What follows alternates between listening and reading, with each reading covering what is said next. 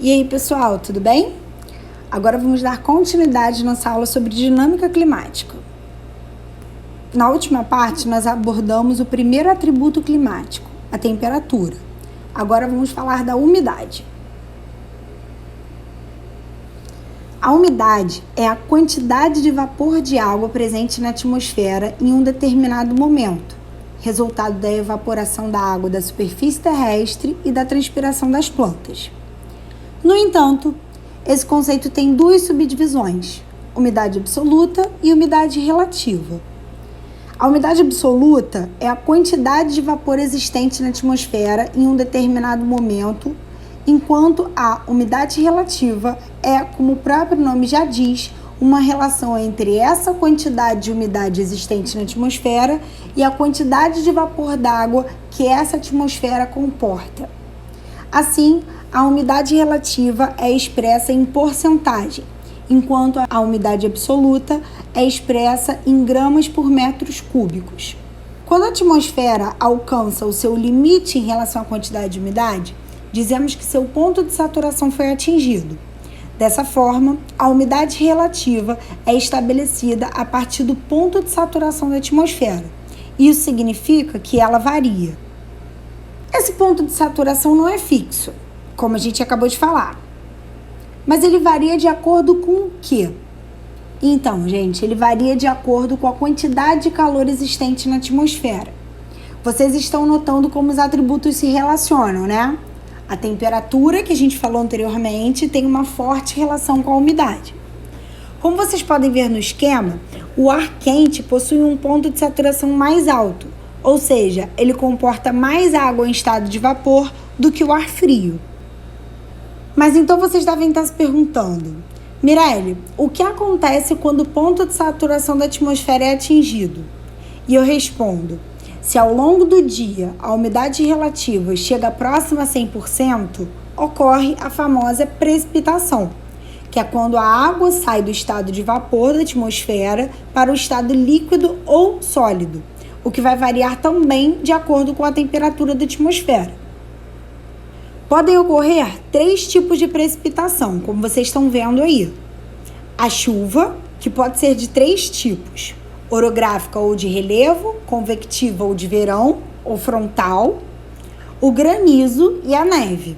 E agora a gente vai falar um pouquinho de cada um deles.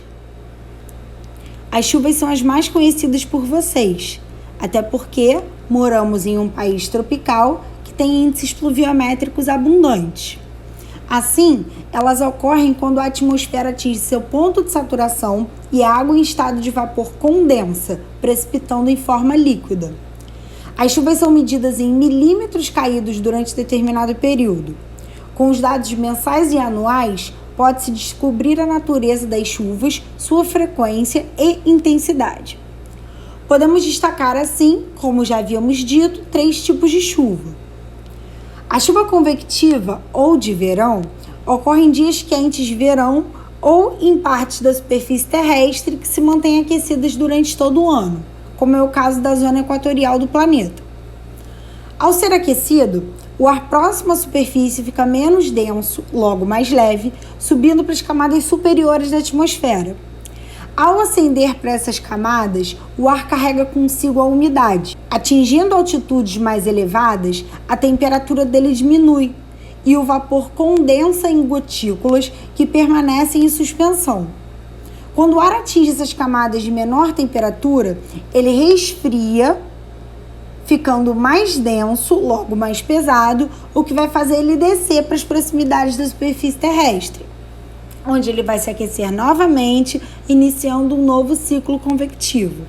Ao fim da tarde, depois de vários ciclos convectivos, nos quais o ar acende com umidade, desce seco, acende com umidade, desce seco, a nuvem resultante estará enorme e a atmosfera carregada de umidade, o que vai culminar em chuvas torrenciais, ou seja, extremamente intensas, porém rápidas e localizadas. Após a precipitação, o céu costuma ficar limpo novamente. Essa chuva costuma ser a causa dos problemas relacionados a deslizamentos e enchentes tão comuns no nosso cotidiano, nos grandes centros urbanos do Rio de Janeiro.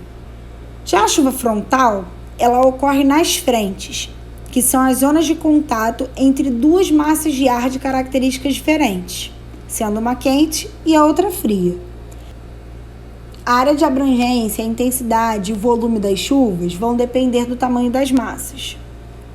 O terceiro tipo de chuva é a chuva de relevo.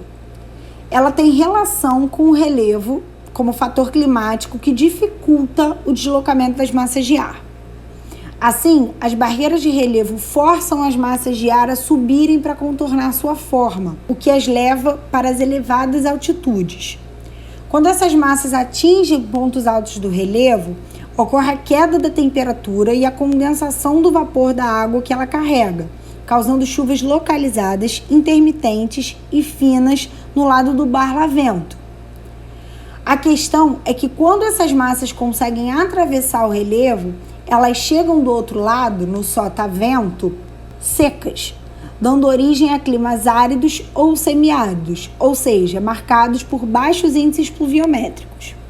Um exemplo muito forte desse tipo de chuva ocorre na região nordeste do país, na transição da zona da mata para o sertão nordestino, onde se localiza o Planalto da Borborema, que impede a entrada da umidade que vem acompanhada da massa equatorial atlântica e que, por sua vez, acaba causando, do outro lado do Planalto, o sertão nordestino, que possui os menores índices pluviométricos do Brasil.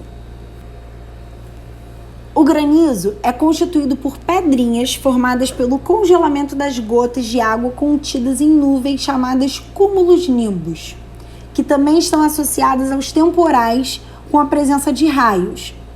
Esse congelamento acontece quando uma nuvem carregada de gotículas de água encontra uma camada de ar muito fria.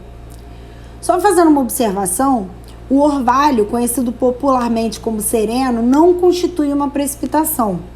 Ele é uma condensação superficial da umidade que se deve ao contato com as superfícies frias, como o teto de automóveis e vegetações. Em áreas de baixa temperatura, o orvalho é transformado em geada, com o congelamento superficial da umidade, processo no qual não ocorre precipitação, distinguindo-se, portanto, da neve. A neve ocorre em regiões de zonas temperadas, frias, polares e de altitudes muito elevadas, quando a temperatura do ar está abaixo de zero. Assim, o vapor d'água contido na atmosfera congela, formando cristais que se precipitam em forma de flocos de gelo. Então é isso, pessoal. Fechamos a segunda parte da nossa aula sobre atributos climáticos. Na próxima aula falaremos sobre o último atributo, a pressão. Conto com vocês.